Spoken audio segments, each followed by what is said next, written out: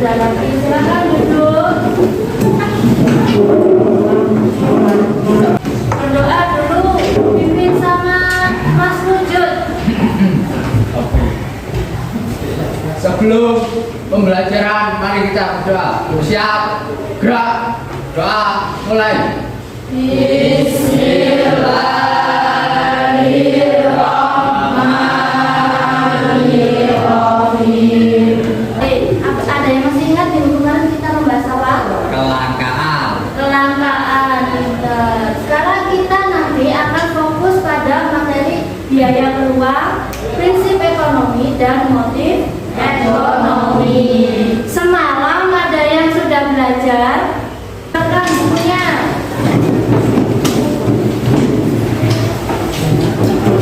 Mendeskripsikan konsep ilmu ekonomi ya. Dengan indikator yang pertama kita akan menganalisis apa itu biaya peluang. Pertama, kita didik dapat menganalisis biaya peluang aktivitas melalui kegiatan diskusi dengan tepat.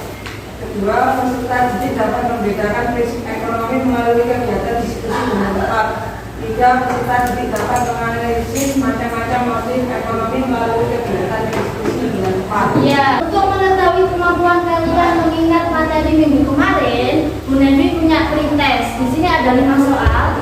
Kalian kerjakan selama 2 menit sekarang. Mulai dari sekarang ya, 2 menit.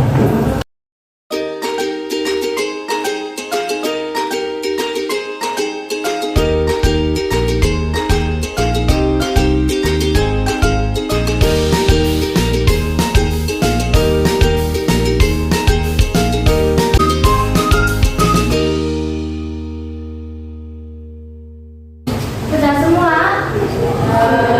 Selanjutnya, Munebi akan menyampaikan apa sih biaya peluang itu. Coba ada yang tahu nggak sebelumnya? Biaya peluang adalah segala sesuatu yang dikorbankan untuk mendapatkan sesuatu yang diinginkan. Iya. Munebi kasih contoh. Nevanya sih punya uang 10.000 ya. Dia lapar. Akhirnya dia itu punya keinginan. Pilihannya yang pertama, dengan uang 10.000, Nevanya itu dapat membeli nasi soto di kantin beserta esnya, juga kerupuknya, juga snacknya. Udah dapat 10.000. Tapi karena Nevanya ini pengennya makan sebelah, maka yang dipilih nanti dia makan sebelah. Sebelahnya dengan harga 10.000. Nah, pilihannya nasi soto lengkap dengan esnya atau hanya mendapatkan sebelah. Biaya peluangnya yang dimaksudnya adalah yang dikorbankan Neva. Jadi Neva membeli sebelah, jadi biaya peluangnya adalah yang dikorbankan. Apa yang dikorbankan? Nasi soto ayam, terus terus oke, paham? Ciri-ciri biaya peluang. Winayati. Ciri-ciri biaya peluang. Satu, perhitungan biaya peluang tidak selalu berhubungan dengan uang. Bisa berupa waktu, kesenangan, keuntungan di masa depan, dan lain.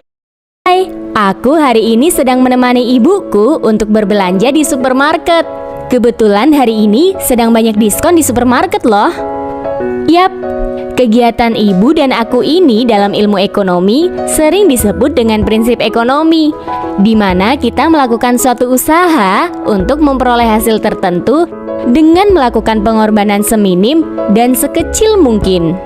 Atau kita melakukan suatu usaha untuk mendapatkan hasil semaksimal mungkin dengan melakukan pengorbanan tertentu.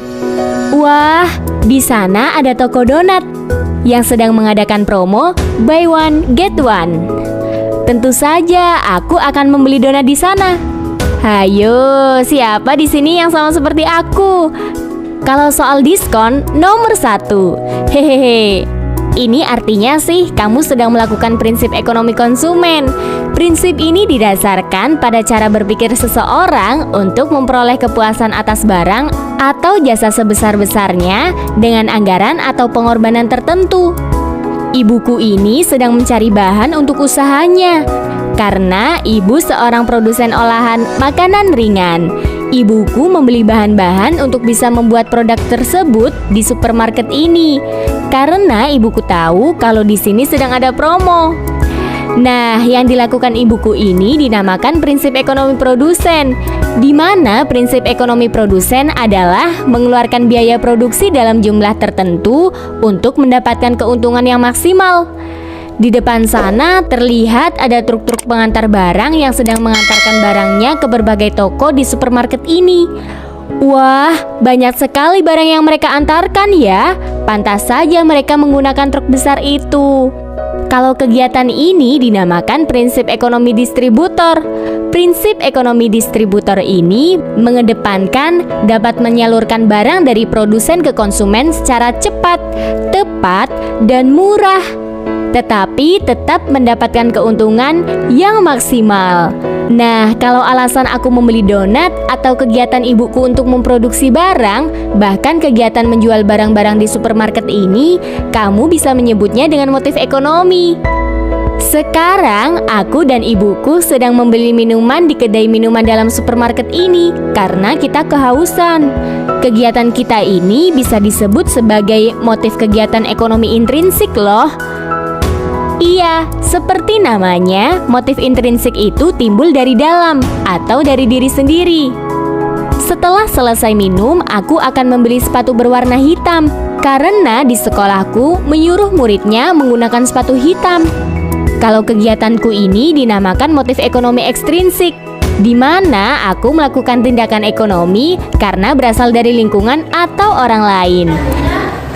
Bu Nevi akan membentuk kelompok. 5 kelompok yang terdiri dari Adelia, Vida, David.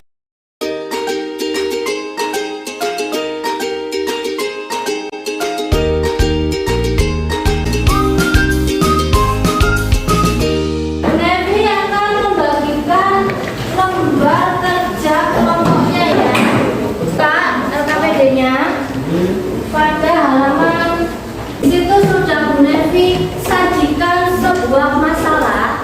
Kalian akan memecahkan masalah tersebut ya.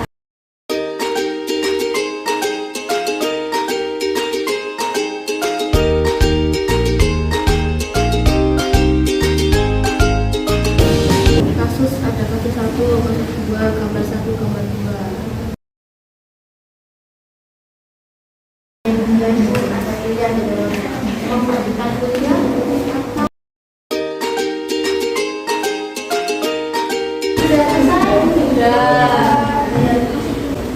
Dari kelompok berapa? Assalamualaikum warahmatullahi wabarakatuh.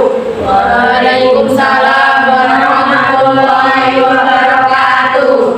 Waalaikumsalam warahmatullahi wabarakatuh. Kami dari kelompok 1 ingin mempresentasikan hasil diskusi kami. Perkenalkan nama saya Putri Yulia. Perkenalkan nama saya Indra Yuda. Perkenalkan nama saya Rizka Pahlia. Perkenalkan nama saya Laviana Savana.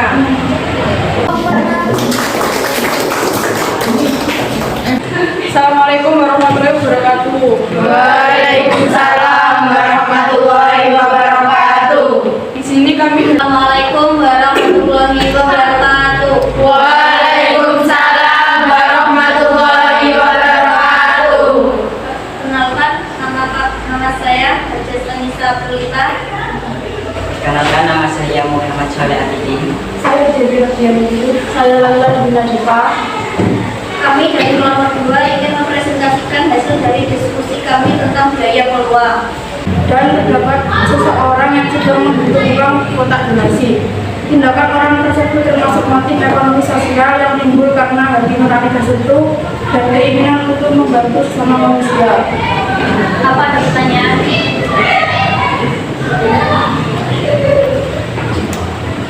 Saya, apakah itu motif ekonomi menurut kelompok Anda?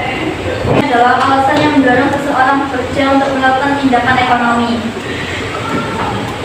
Ada lagi? Sebutkan dua itu, sebutkan dua motif ekonomi yang dilakukan. Mengelola laba yang optimal. Sudah. Sekian dari kami. Assalamualaikum warahmatullahi wabarakatuh.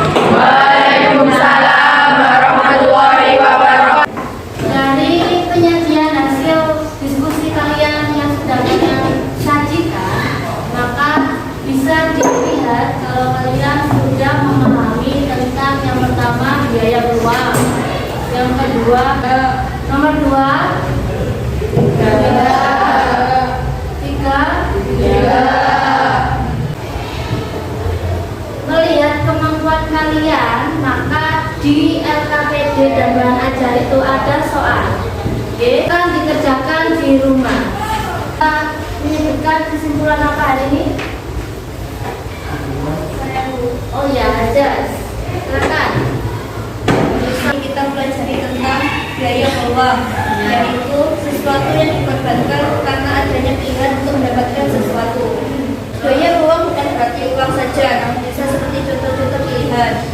Ya kita pilih untuk menentukan pilihan tindakan ekonomi. Lalu kita belajar tentang prinsip ekonomi, di mana dimaksudkan adalah usaha. Terakhir adalah motif ekonomi, yang berarti sebuah alasan yang mendorong seseorang untuk melakukan tindakan ekonomi. Nah, kuatkan lagi materi yang sudah kita lalui. Yang pertama adalah tadi tentang biaya peluang, di mana biaya peluang adalah yang dipilih adalah pilihannya, sedangkan yang tidak dipilih adalah biaya peluang. Lalu ada motif ekonomi. Motif ekonomi tadi sudah dijelaskan bahwa motif ekonomi ada dua jenis. Yang pertama intrinsik dan ekstrinsik. Kalau intrinsik itu yang apa? Yang berasal dari diri sendiri, sedangkan yang ekstrinsik berasal dari orang luar dan dorongan peraturan. Tugasnya selain bahan ajar dan LKPD, kalian disuruh Bu Nevi membuat mind mapping. Mind mapping itu peta pikiran seperti peta konsep yang nanti akan kalian kerjakan di kertas manila per kelompok. Ya, jadi isinya nanti mind mappingnya kalian membuat secara ringkas apa yang kita pelajari hari ini, mulai biaya peluang, prinsip ekonomi, dan motif ekonomi. Dari sini paham? Karena sudah selesai, bukunya dimasukkan dulu. Jangan lupa tugasnya ini tadi dikumpulkan di pertemuan yang akan datang. Pimpin doanya Mas Wujud. Siap, doa mulai. Doa selesai. Oke, terima kasih atas perhatiannya anak-anak. Jadi mempunyai kesalahan baik perkataan dan perbuatan yang belum dilakukan pada hari ini, Bu Nevi minta maaf yang sebesar-besarnya. Akhirnya, wassalamualaikum warahmatullahi wabarakatuh.